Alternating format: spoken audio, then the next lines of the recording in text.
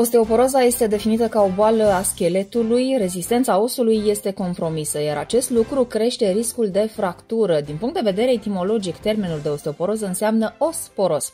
Această boală afectează o treime din femeile între 60 și 70 de ani și peste 2/3 din cele peste 80 de ani, însă este întâlnită și la bărbați, mai ales în rândul celor cu vârsta de peste 70 de ani. Spitalul Providența al Mitropoliei Moldovei și Bucovinei se alătură unităților medicale din întreaga lume care luptă pentru depistarea precoce a osteoporozei și pune la dispoziția pacienților osteodensitometrul Horizon DEXA pentru a afla care este densitatea lor minerală osoasă. Așa că spitalul a demarat campania de screening pentru depistarea osteoporozei. Mai multe detalii despre acest program medical aflăm de la doamna dr. Nicoleta Dimitriu, manager de dezvoltare în cadrul spitalului. Toate pacientele care se adresează specialităților reumatologie, endocrinologie și reabilitare medicală cu vârsta peste 50 de ani beneficiază de testare DEXA cu ultrasunete gratuit în cadrul programului de screening pentru depistarea osteoporozei. În funcție de rezultat, la indicația medicului specialist, se recomandă testarea DEXA cu osteodensitometrul DEXA Horizon, care este cea mai sigură metodă de examinare pentru stabilirea diagnosticului de osteoporoză.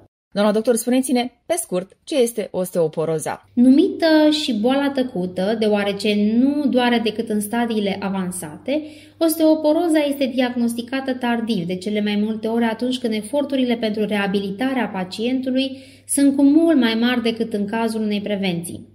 Boala este caracterizată prin scăderea masei osoase și deteriorarea țesutului osos, care duc la slăbirea și fragilitatea oaselor și la o predispoziție mai mare la fracturi decât în cazul unui os sănătos.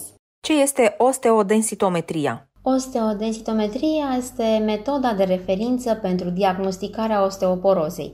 Este o investigație paraclinică de măsurare a densității osoase și se realizează prin testul DEXA, dublă absorție de rază X, care stabilește diagnosticul de osteoporoză și evaluează riscul de demineralizare osoasă în timp, măsoară rezistența oaselor și stabilește eficacitatea tratamentului osteoporozei. Cum se efectuează această procedură DEXA? Ce ar trebui să știe pacientele? Este o investigație dureroasă sau nu? Examinarea DEXA este o procedură rapidă, fără durere, comodă și neinvazivă și este disponibilă pentru a fi efectuată la Spitalul Providența, fie prin accesarea pachetului osteoporoză plus DEXA, fie printr-o programare pentru accesarea acestei investigații în urma unei recomandări de la medicul specialist. Care sunt factorii de risc pentru osteoporoză?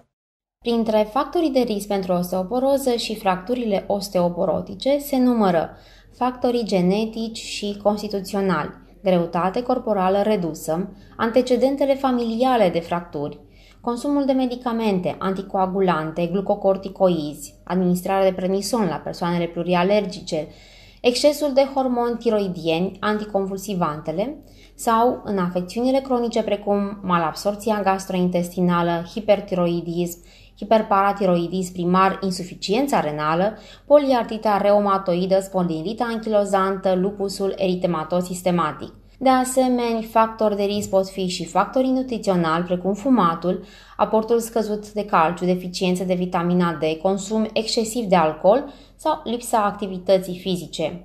Și rasa caucaziană este unul dintre factorii de risc. Cum se depistează această afecțiune? Diagnosticarea osteoporozei se realizează prin măsurarea densității minerale osoase, care se face prin examenul de osteodensitometrie DEXA, prin investigații radiologice și analize de sânge. Radiografia nu este suficientă pentru a diagnostica boala atât într-o fază foarte avansată, tasări vertebrale de exemplu, iar analizele de laborator sunt utile pentru o imagine de ansamblu. Singura modalitate prin care se poate pune diagnosticul de osteoporoză cu certitudine este testul DEXA osteodensitometrie. Cum se tratează osteoporoza și cum se reduc riscurile de fracturi? Tratamentul medicamentos se prescrie de către medicul specialist în urma evaluării tuturor parametrilor și al factorilor de risc și se reevaluează obligatoriu 6 luni și anual. Scopul tratamentului constă în reducerea riscului de fracturi de fragilitate, stabilizarea sau creșterea masei osoase și reducerea durerii. De aceea este important să instruim pacienții să se adreseze pentru evaluări periodice medicului specialist. Care sunt măsurile de prevenție a acestei afecțiuni? Măsurile pentru prevenirea osteoporozei trebuie inițiate înainte de împlinirea vârstei de 50 de ani. Adoptarea unui stil de viață sănătos activ, o dietă echilibrată, bogată în calciu, vitamina D și proteine, de asemenea exerciții fizice regulate. Testul DEXA osteodensitometrie este, desigur, cel mai sigur test pentru a diagnostica osteoporoza. Cum se pot programa pacientele interesate de această investigație la Spitalul Providența? Pentru a se programa la această investigație, pacientele pot suna la numere de telefon 0232 241 271 sau 0730 230 030. Stimați ascultători, a fost alături de noi doamna dr. Nicoleta Dimitriu, manager de dezvoltare în cadrul Spitalului Providența al Mitropoliei Moldovei și Bucovinei. Vreau să mai adaug că Organizația Mondială a Sănătății a identificat osteoporoza ca reprezentând o problemă majoră de sănătate publică, fiind considerată în primele 10 boli cu răspândire largă. Fracturarea unui os are impact asupra calității vieții unei persoane. Nevoia de însoțire permanentă, dizabilitatea fizică și durerile afectează stilul de viață al persoanei. Afecțiunea determină incapacitatea persoanei de a realiza activitățile de rutină și în cele din urmă pierderea independenței, cu implicații pe plan emoțional și social.